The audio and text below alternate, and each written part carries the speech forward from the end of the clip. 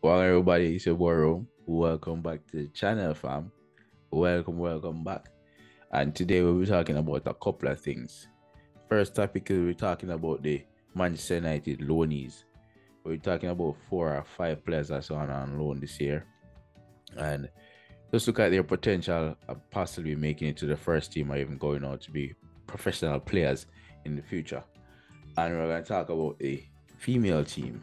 Um, yeah, Manchester United female team, young, talented female team who's looking to become Champions League qualifiers this year, or probably even champions. Who knows? We're gonna talk about two particular females, Lucia and Anna Bache, who has resigned from the Spanish female senior team. First person we're gonna talk about is this man right here, Matej Kovar. And Kovar is now on loan with Sparta Prague, playing first team football in Sparta Prague can only mean good thing for Matej Kovar. He's far better than the under 21 team that we have right now, playing in the Premier League under 21. So I guess you give him a loan spell over in Sparta Prague. Hopefully he can bring out his potential. I don't think he'll be good enough to make the senior team and make the first team. But hey, you never know. Is Ethan Laird. Now, Ethan Laird is currently on loan with QPR for the season. Ethan is a powerful runner who has been with the club since at a young age, and has worked very hard and worked his way up through the ranks. And now he has the potential to become one of the best right backs that we have in this league, right? I do think that he can become the right back Gary Neville wasn't in terms of the attacking side of his football.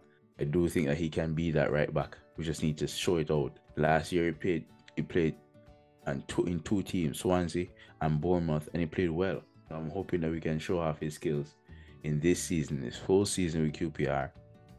Hopefully he can show off his skill and become the player we want him to become, because there's a slot here in Manchester United for a right back.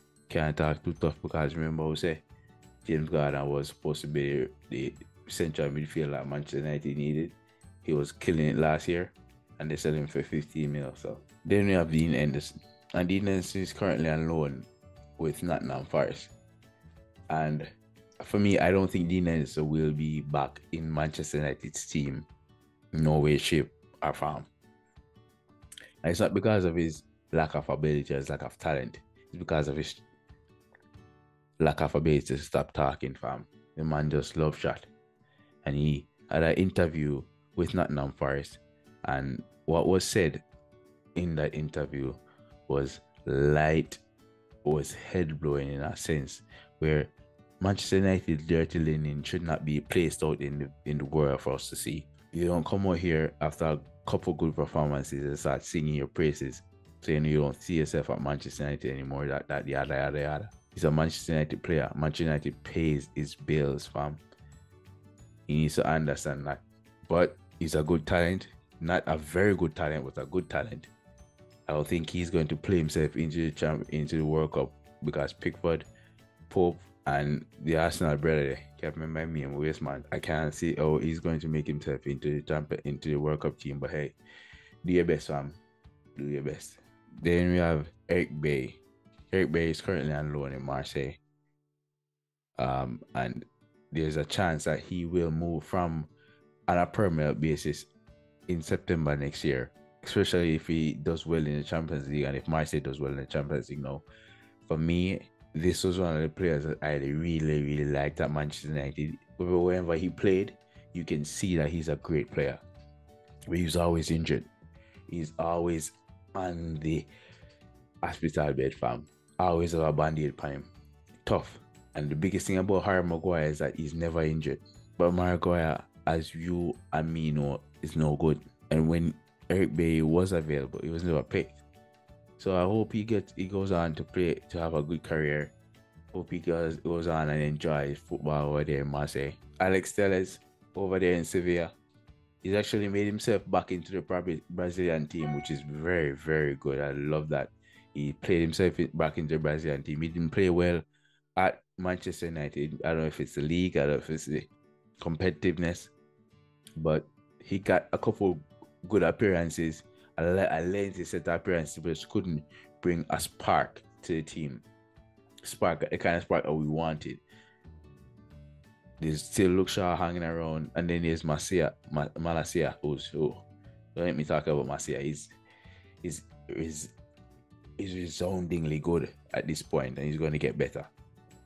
So I do think that with Alex Telles moving to Sevilla, getting a starting lineup in Sevilla, getting a starting lineup in Brazil, I hope he makes the World Cup team. I hope he does well. But I don't think he has a future here at Manchester United. But big up yourself, Alex Telles. That goal in the Champions League, beauty.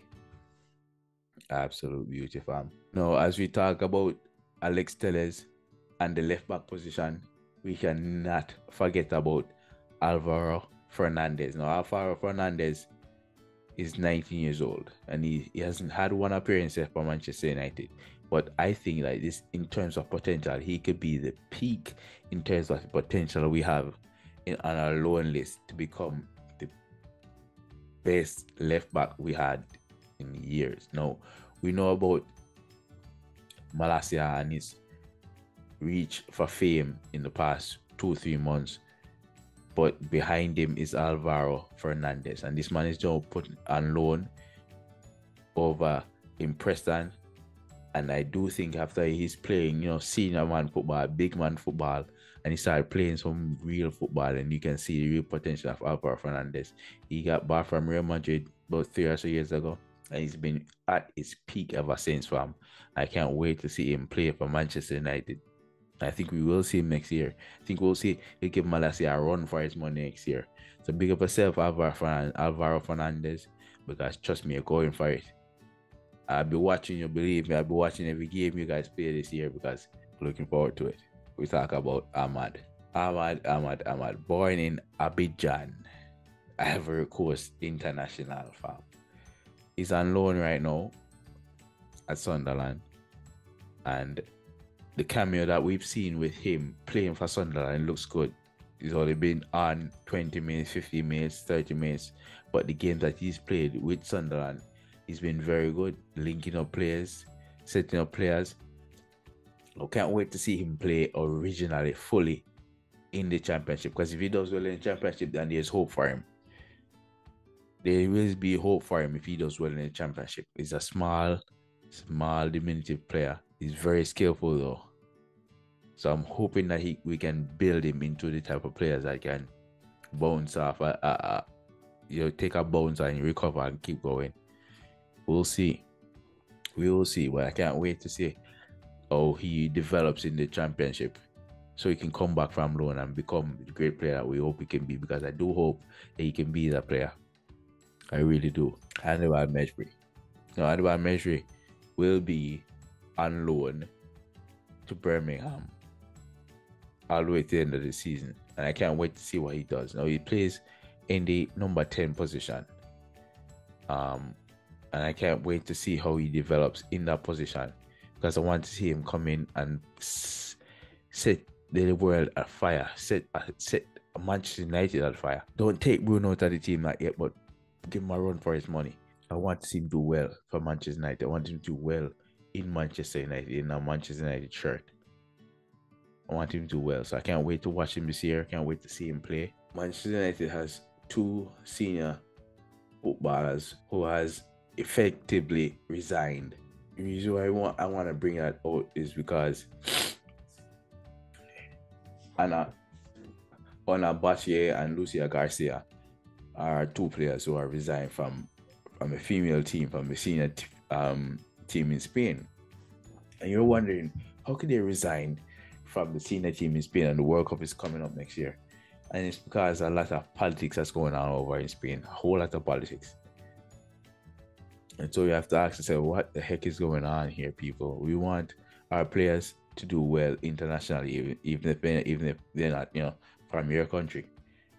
And there's going to be a lot more coming out on this topic, But I do think that it's the coach and his links with the team, with the governing body in Spain, that's keeping the females from playing their best way ever.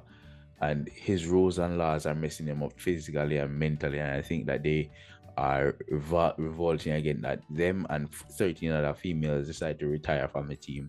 So the Spanish team is going to be diminished of those quality footballers because of the way the coach is working out. And I don't know the full details just yet, but just to pass that on to you guys, Ona Batier and Lucia Garcia has retired from the senior team as of now. But we'll let you know as soon as those changes come around. But hey, so anyway, people, bless yourself. Thank you guys so much for watching. Bless yourself, bless up others. Subscribe to the channel. Manaz.